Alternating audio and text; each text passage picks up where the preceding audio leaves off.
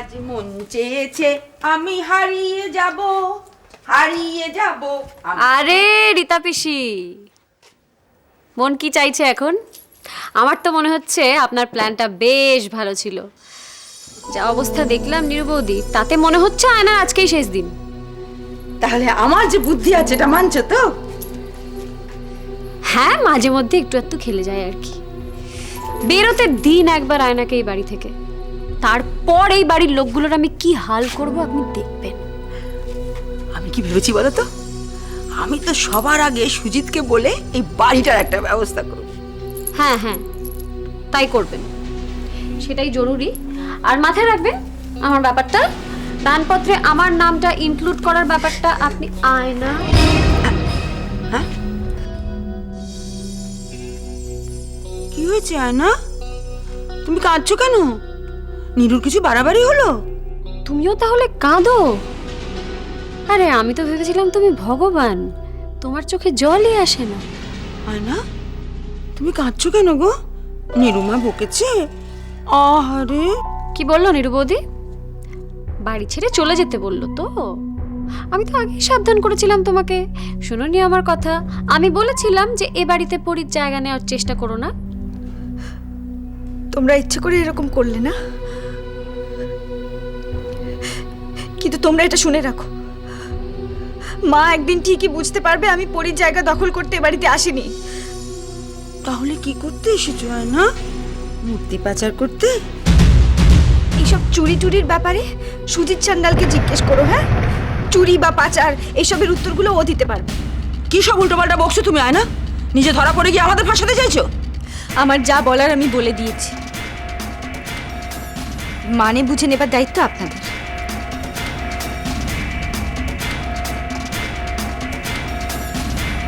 তোমরা দুজনে মিলে এই যে নোংরা খেলাটা শুরু করেছো না, সেটার বেশি দিন চলবে না।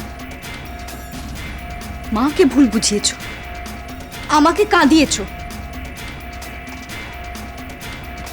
শোধ আমি গুনে গুনে তুলব।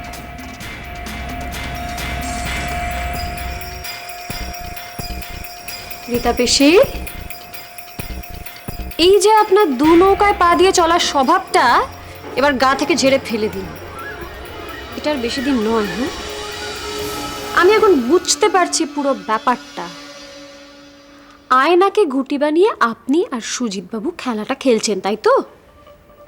এবার দেখুন, আপনাদের তৈরি ঘুটি দিয়ে কি করে আপনাদের কিস্তিমাত করি সেটা আপনি দাঁড়িয়ে দাঁড়িয়ে দেখবেন।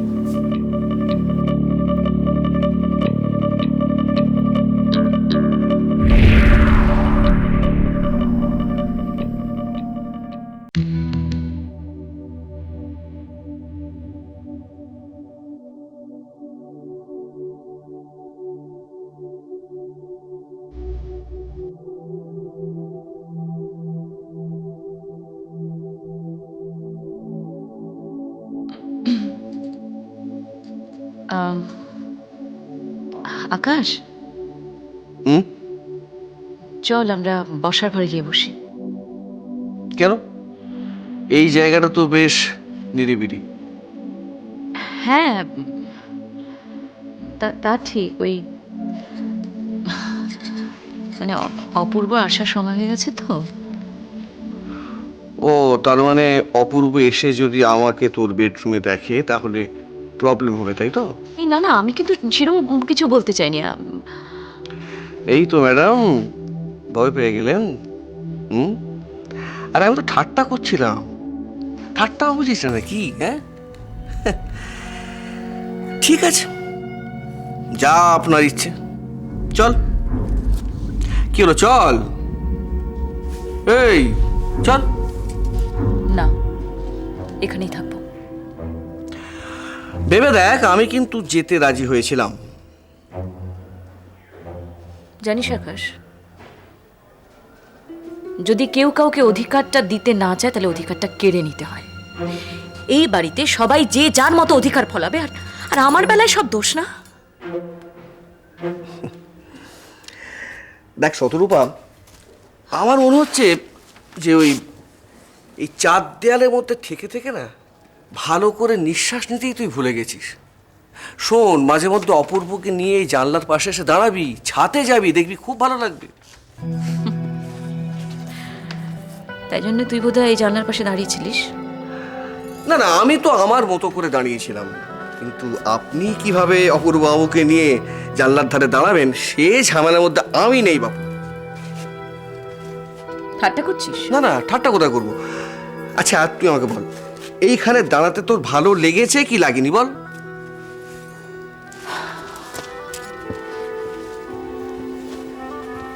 হ্যাঁ, ভালো লেগেছে, তার কারণ সময় ছিল, সুযোগ ছিল। অপূর্ব যখন বাড়িতে ফেরে তখন সময়ও থাকে না, সুযোগ তো থাকেই না। জানিস আকাশ, আমার মাঝে মধ্যে মনে হয় এই অপেক্ষা করতে করতে আমার জীবনটা শেষ হয়ে যায়। মনের মাধুরী মিশিয়ে যতই বরণডালা সাজাই না কেন, শুভক্ষণ কোনোদিন আসবে না।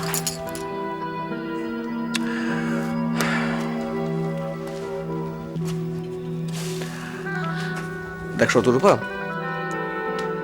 মাঝে মাঝে এই অপেক্ষাটাও কিন্তু খুব মধুর হয় রে। হতাশায় ভেঙে পড়িসনি, দেখবি শুভ দিন ঠিক আসবে।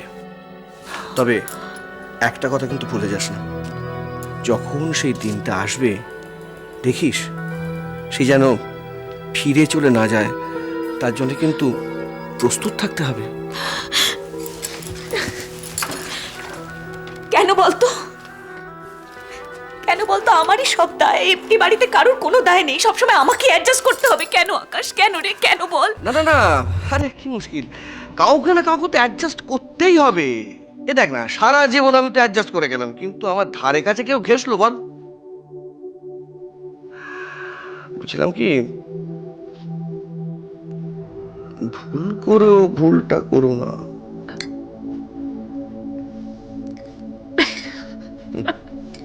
সরি।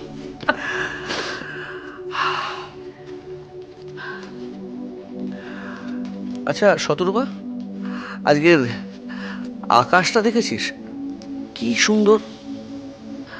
আকাশের কিন্তু কোনো রং নেই জানিস, কেন বলতো? কেন? রাতের আকাশ কালো, দিনের আকাশ নীল, কবিরা বলেন, কিন্তু আসলে কিন্তু আকাশ বর্ণহীন, রংহীন। মানুষ আকাশকে যেভাবে দেখে আকাশ তেমনই। শোন, তুই আর অপূর্ব তোদের মতো করে আকাশকে দেখবি, দেখবি পৃথিবীটা কত সুন্দর, কত চমৎকার একটা জায়গা বলে মনে হবে। আমি পারবো তো? আরে আমি পারবো, আমি। শোন শোন, বিশ্বাস কর আকাশ, আমি সত্যি আর পাচ্ছি না। প্রত্যেকটা দিন, প্রত্যেকটা মুহূর্তে এই অসম্মান, সন্দেহ, অবিশ্বাস, আমি দেখ শতরূপা, তোর মনটা আমি তোর থেকে অনেক বেশি চিনি রে। অপূর্ব ছাড়া তুই অসম্পূর্ণ, এটা আমি জানি। ওরে, তোরা হচ্ছিস সর্বংসা ধরিত্রী, এত সহজে ভেঙে পড়লে চলবে? কিরে? না না না, তোকে পারতেই হবে। আমি জানি তুই পারবি, তোকে পারতেই হবে শতরূপা। শুধু বিশ্বাসটা রাখ, দেখবি তুই একদিন জয়ী হবি। আচ্ছা, তোমাদের মা মেয়ের কি কোনো লাজ লজ্জা নেই? এমন তো নয় যে কিছুই বুঝতে পারছো না। অপূর্বর সঙ্গে বিয়ের কোনো আশা না দেখে ওই আকাশ ছেলেটার সঙ্গে তুমি ঢলাঢলি শুরু করেছো। একটু ভদ্রভাবে কথা বলবেন চিনিমাসি। অন্যের নামে বদনাম দেওয়া ছাড়া আপনার কি সত্যি আর কোনো কাজ নেই? এই সমস্ত ব্যাপারে আমার যে কোনো দোষ নেই সেটা তো আপনি জানেন। এখানে আসার ব্যাপারে আমার তো কোনো হাত ছিল না, মাসি তো জোর করেই আমাদের এখানে এনেছেন। ন্যাকামো করো না। দিদি বলল আর শ্বশুর করে মা মেয়ে এখানে এসে হাজির হলো। আমি জানি দিদির ভালো মানুষের সুযোগ নিয়ে সই পাতাবার বাহানা করে তুমি অপূর্বর ঘাড়ে চেপে দিদির সম্পত্তি দখল করবার চেষ্টা করছো। সত্যি সত্যি চিনিমাসি, আপনার এত নোংরা মন? শুধু শুধু কতগুলো মন গড়া কথা বলে কেন আপনি এই সংসারের সুখ শান্তি নষ্ট করার চেষ্টা করছেন? জানেন একটা সংসার গড়তে কতখানি সময় লাগে? ভাঙতে কিন্তু 1 মিনিটও লাগে না। বাবা, একটা পুচকে মেয়ের কাছে আমাকে সংসার ভাঙার কথা শুনতে হবে? হ্যাঁ, আমি না হয় সংসার ভাঙার চেষ্টা করছি, আর তোমার মা কি করছে? হ্যাঁ, আকাশ বলে ছেলেটা। উচিত। ছি ছি, কি করেছি বলো, বলো কি করেছি? জিজ্ঞেস করছেন কি করেছি? কেন নতুন বৌদিকে প্রসাদী ডাবের আমার দিব্যি ঝর্ণা, এদের এদের যদি কিছু বলিস আমার মরা মুখ দেখবি। আমি চিতায় উঠেও তোকে তোকে অভিশাপ দেব। হ্যাঁ, তুই শান্তি পাবি না। কি হলো, চুপ করে আছো কেন? আপনাকে কিছু বলতে আমার রুচিতে বাজছে। রুচি? একটা গেঁয়ো ভূত এসেছে তো চক্রান্ত করে অপূর্বর ঘাড়ে চাপতে। তুমি আর রুচির বড়াই করো না। সত্যি আপনার সঙ্গে চিনিমাসি কথা বলা যায় না। যুক্তি বুদ্ধির ধার না ধরে আপনি শুধু একতরফা লোকের গায়ে কাদা ছেটানোতেই সবসময় ব্যস্ত থাকেন। আজ বুঝতে পারছি যে আপনি কেন এত একা। সব থেকেও আজ আপনার পাশে কেন কেউ নেই। যত বড় মুখ নয় তত বড় কথা। ঠিক আছে, ঠিক আছে, দিদির ঘাড়ে চেপে এ বাড়িতে তোমরা ঘাঁটি গেড়ে বসেছো তো, ওই দিদিকে দিয়ে যদি তোমাদের আমি না তাড়াই তাহলে আপনি কেন এত কাণ্ড করবেন? আপনাকে কিছু করতে হবে না। আমি যেদিন বুঝবো যে সত্যি এ বাড়িতে আমার প্রয়োজন ফুরিয়েছে, আমি নিজেই চলে যাব। মা কি করবেন জানি না, তবে আমি সত্যি চলে যাব। অবশ্য যাবার আগে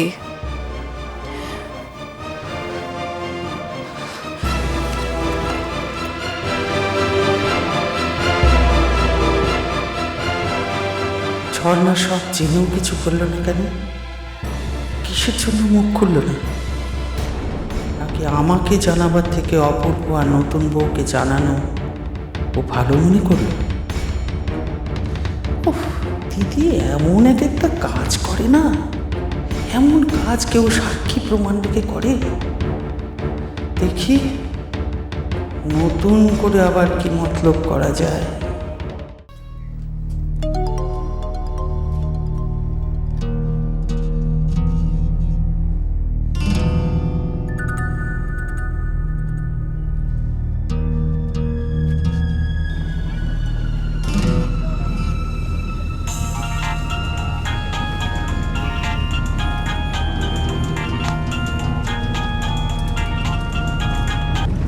হ্যালো।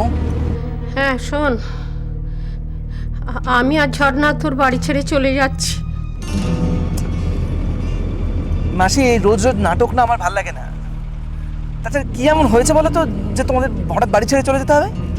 তোর চিনি মাসি যেভাবে অপমান করেছে, মান সম্মানে এ বাড়িতে থাকা সম্ভব নয়।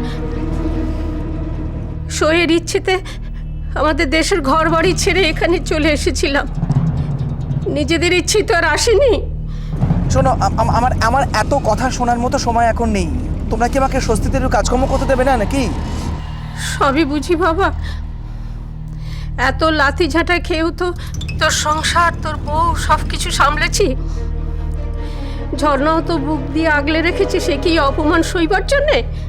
তোমার কথা শেষ হয়েছে?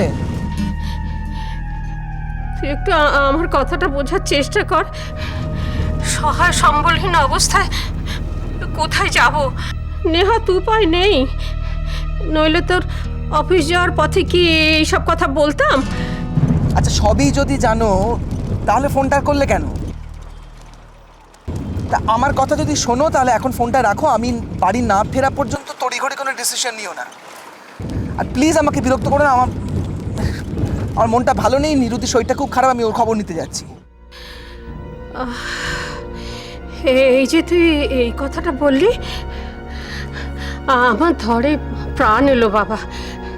ঠিক আছে, আর তোকে বিরক্ত করব না, তুই সাবধানে অফিসে যা।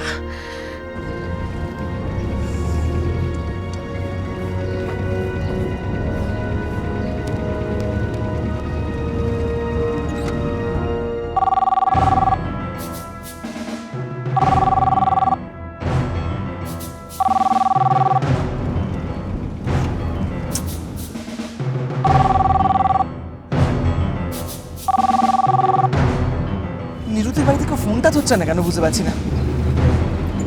নিরুতির শরীর কি তাহলে আরো খারাপ হলো? একবার চেষ্টা করে